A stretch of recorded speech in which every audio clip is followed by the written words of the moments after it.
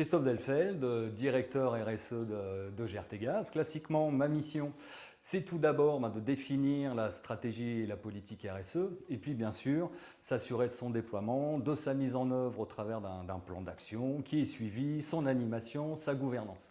Mais plus que cette définition classique, j'insisterai sur le rôle clé dans la transformation de l'entreprise, l'idée d'intégrer la RSE dans la stratégie, dans la prise de décision, dans le fonctionnement de l'entreprise au quotidien.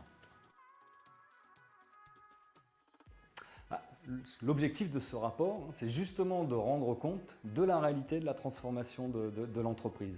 C'est donc un acte de sincérité et de transparence, et pour ça, on s'appuie sur un référentiel exigeant qui va nous emmener bien plus loin que la DPEF, puisqu'on va remettre en perspective globalement l'entreprise au travers de la description de sa stratégie, de son contexte stratégique, ses enjeux. On retrouve bien sûr l'analyse de matérialité, les parties prenantes, le questionnement sur la gouvernance, comment l'entreprise se met en ordre de marche pour piloter cette transformation et cette stratégie. Et puis bien sûr, le chapitre performance globale qui va rapprocher, intégrer la performance financière et extra-financière de l'entreprise. C'est plus déjà qu'un simple nouveau rapport, ça va beaucoup plus loin. Ça c'est la première idée, ça va plus loin que l'exercice de la DPEF auquel on commençait à s'habituer, puisqu'on va vers un exercice de mise en perspective globale de l'entreprise en intégrant davantage la RSE dans sa stratégie, au regard de sa gouvernance, au regard de sa performance globale, financière, extra-financière, etc. Donc ça va beaucoup plus loin.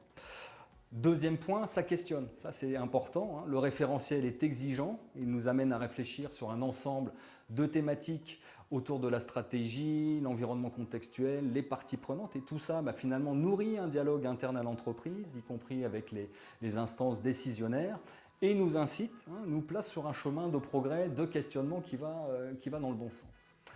Troisième plus, c'est finalement l'implication des collaborateurs. Les sujets sont plus larges, plus variés, et ça nous amène en interne à mettre en place une dynamique collaborative qui va impliquer l'ensemble des directions contributrices à l'ensemble des thématiques du rapport intégré, comme je l'évoquais, à la fois la stratégie, la gouvernance, le contexte, puis aussi l'ensemble des sujets beaucoup plus opérationnels de performance financière, extra-financière.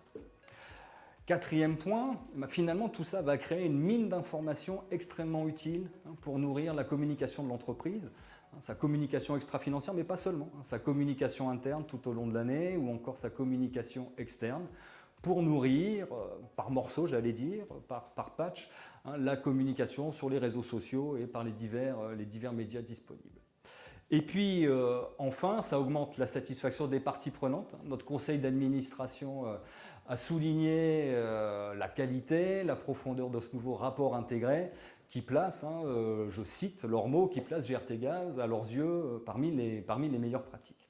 Et puis ne pas négliger non plus, finalement on prend de l'avance. Vous avez en gestation cette future directive européenne CSRD qui va augmenter les exigences en la matière et qui finalement, dont le contenu va se rapprocher du référentiel du rapport intégré. Donc finalement, GRT Gaz a pu prendre avec le rapport intégré 2 ans d'avance sur cette future directive.